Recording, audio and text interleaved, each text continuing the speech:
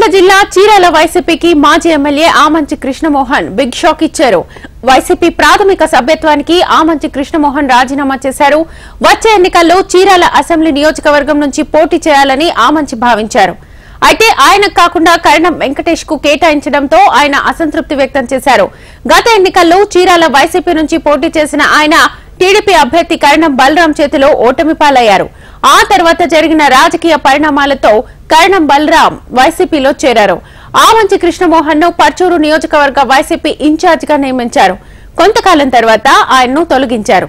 పర్చూరు నియోజకవర్గ YCP incharge బాధ్యతలు అప్పగించారు.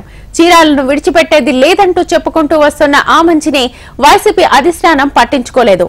ఇండిపెండెంట్ గా పోటీ చేసేందుకు ఏర్పాట్లు చేసుకుంటున్నట్లుగా తెలియడంతో కొన్నాళ్లకే ఆయన్ను తప్పించారు. మనస్తాపం చెందిన ఆమంచి కృష్ణమోహన్ వైసీపీకి రాజీనామా చేస్తున్నట్లుగా ప్రకటించారు.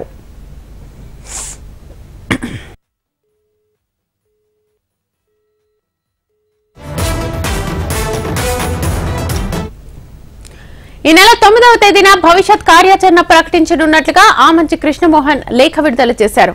కాంగ్రెస్ పార్టీ నుంచే రాజకీయ ప్రస్థానం మొదలుపెట్టిన ఆమంచి ఆ తర్వాత ఇండిపెండెంట్ గా చీరాల్లో పోటీ చేసి గెలుపొందారు. అనంతరం తర్వాత టీడీపీలో చేరారు. 2019 ఎన్నికలకు ముందు వైసీపీలో చేరారు. ఆ ఎన్నికల్లో వైసీపీ తరఫున పోటీ చేసి ఓటమి చెందారు. మారిన రాజకీయ పరిణామాలతో టీడీపీ, జనసేన, బీజేపీ కూటమి తలుపులు కూడా మూసుకుపోవడంతో సొంత గూటికి చేరేందుకు రంగం సిద్ధం చేసుకున్నట్లుగా రాజకీయ వర్గాల్లో చర్చించుకుంటున్నారు. ఈ నెల 11న కాంగ్రెస్ పార్టీలో చేరుతారని భావిస్తున్నారు.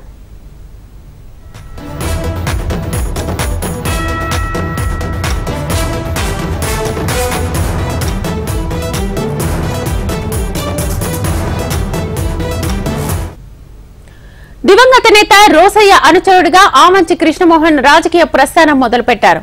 ఆయన ప్రోత్సాహంతోనే 2009లో చీరాల నుంచి కాంగ్రెస్ అభ్యర్థిగా పోటీ చేసి విజయం సాధించారు. రోసయ్య శిష్యుడిగా స్వర్గీయ వైఎస్ దగ్గర కూడా మార్కులు సంపాదించారు.